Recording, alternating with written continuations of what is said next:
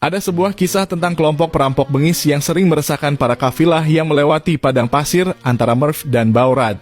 Kelompok ini dipimpin oleh seorang lelaki bernama Fudhail. Ia adalah tokoh yang sangat disegani sekaligus dibenci oleh banyak orang. Namun begitu di balik sikap bengisnya, ternyata ia tetap menjaga hubungannya dengan Allah dengan menjaga sholat dan puasa sampai akhirnya sungguh-sungguh bertaubat setelah mengalami sebuah peristiwa. Berikut kisah pertaubatan Fudhail bin Iyad yang tertuang dalam kitab Tazkiratul Aulia karangan Fariduddin Attar.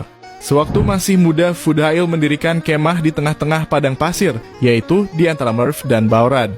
Fudhail mempunyai banyak teman yang semuanya terdiri dari para pencuri dan perampok. Siang dan malam mereka merampok, membunuh dan membawa hasil rampasan mereka kepada Fudhail karena ia adalah pemimpin mereka. Fudhail mengambil sesuatu yang disukainya lalu membagi-bagikan sisa harta rampasan tersebut kepada semua sahabatnya. Ia selalu tanggap tentang sesuatu dan tak pernah alpa dari pertemuan-pertemuan mereka. Suatu hari sebuah kafilah yang besar melewati daerah mereka. Fudhail dan sahabat-sahabatnya telah menanti-nantikan kedatangan kafilah tersebut. Di dalam rombongan itu ada seorang lelaki yang pernah mendengar desas-desus mengenai para perampok itu. Ketika ia melihat kawanan perampok itu dari kejauhan, ia pun berpikir bagaimanakah ia harus menyembunyikan sekantong emas yang dimilikinya. Kantong emas itu akan kusembunyikan, ia berkata di dalam hati. Dengan demikian, jika para perampok merampok rombongan ini, aku masih mempunyai modal untuk berdagang. Ia keluar dari jalan utama. Kemudian ia melihat sebuah kemah dan di dekat kemah itu ada seorang yang wajah dan pakaiannya tampak sebagai seorang pengembara. Maka kantong emas itu pun lalu dititipkannya kepada orang itu tanpa tahu bahwa orang itu adalah Fudhail sang pemimpin para perampok. Kemudian ia kembali ke rombongannya yang ternyata telah dirampok oleh kawanan Fudhail. Sebagian besar barang bawaan mereka telah dirampas, sedang kaki dan tangan mereka diikat. Lelaki itu melepaskan ikatan sahabat-sahabat seperjalanannya. Setelah mengumpulkan harta benda mereka yang masih tersisa, menyingkirlah mereka dari tempat kejadian itu. Lelaki tadi kembali ke kemah Fudhail untuk mengambil kantong emasnya. Ia melihat Fudhail sedang berkerumun dengan kawanan perampok dan membagi-bagikan hasil rampasan mereka. Celaka, ternyata aku telah menitipkan kantong emasku kepada seorang perampok, gumam lelaki itu dalam hati.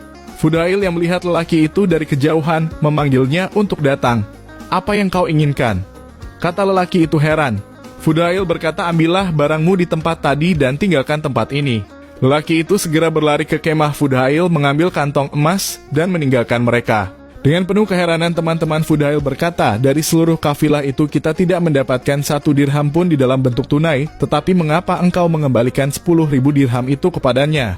Fudhail menjawab, ia telah mempercayaiku seperti aku mempercayai Allah akan menerima taubatku suatu hari nanti.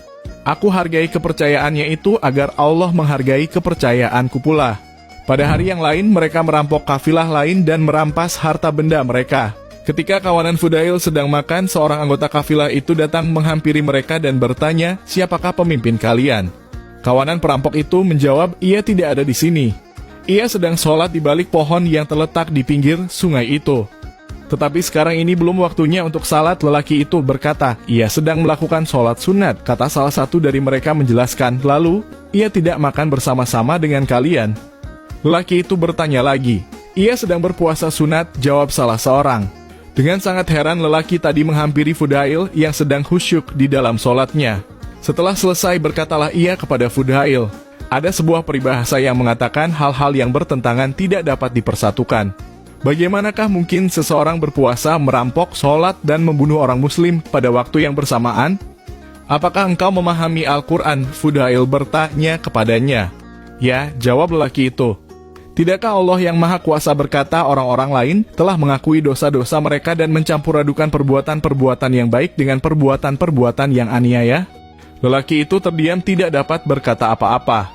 Banyak orang mengatakan bahwa pada dasarnya Fudhail adalah seorang yang berjiwa satria dan berhati mulia. Apabila di dalam sebuah kafilah terdapat seorang wanita, maka barang-barang wanita itu tidak akan diusiknya. Begitu pula harta benda orang-orang miskin tidak akan dirampas Fudhail. Untuk setiap korbannya, ia selalu meninggalkan sebagian dari harta bendanya yang dirampas. Sebenarnya semua kecenderungan Fudhail tertuju kepada perbuatan yang baik. Pada awal petualangannya, Fudhail tergila-gila kepada seorang wanita. Fudhail selalu menghadiahkan hasil rampasan kepada wanita kekasihnya itu. Karena mabuk asmara, Fudail sering memanjat dinding rumah si wanita tanpa mempedulikan keadaan cuaca. Suatu malam ketika ia sedang memanjat rumah kekasihnya itu, lewatlah sebuah kafilah, dan di antara mereka ada yang sedang membacakan ayat-ayat Al-Quran. Terdengarlah oleh Fudail ayat yang berbunyi, "Belum tibakah saatnya hati orang-orang yang percaya merendah untuk mengingat Allah?" Ayat ini bagaikan anak panah menembus jantung Fudail dan seolah-olah ia mendengar sebuah suara berseru kepadanya, "Wahai Fudail, berapa lama lagikah engkau akan merampok para kafilah? Padahal kapan saja malaikat maut dapat merampok nyawamu." Fudail terjatuh dan berseru, memang telah tiba saatnya, bahkan hampir terlambat. Fudail merasa bingung dan malu. Ia berlari ke arah bekas puing bangunan. Ternyata di situ sedang berkemah sebuah kafilah. Mereka berkata, "Marilah kita melanjutkan perjalanan." Tetapi salah seorang di antara mereka mencegah, "Jangan dulu, Fudail sedang menanti dan akan menghadang kita." Mendengar pembicaraan mereka itu, Fudail berseru berita gembira. Fudail telah bertaubat. Setelah berseru demikian, ia pun pergi. Sepanjang hari ia berjalan sambil menangis. Hal ini sangat menggembirakan orang-orang yang membenci dirinya. Kepada setiap orang di antara sahabat-sahabatnya, Fudail meminta agar janji setia di antara mereka dihapuskan. Sejak meninggalkan dunia kemaksiatan, Fudail bin Iyad menekuni berbagai ilmu agama, terutama hadis. Ia berguru kepada banyak ulama pada masanya. Pada akhirnya, ia dikenal sebagai pakar ilmu hadis dan ulama terkenal. Beberapa tokoh yang di kemudian hari menjadi ulama besar tercatat pernah berguru kepadanya. Sebut saja Imam Syafi'i, sang pendiri mazhab Syafi'i, dan Bishr al-Hafi, sang sufi yang selalu bertelanjang kaki.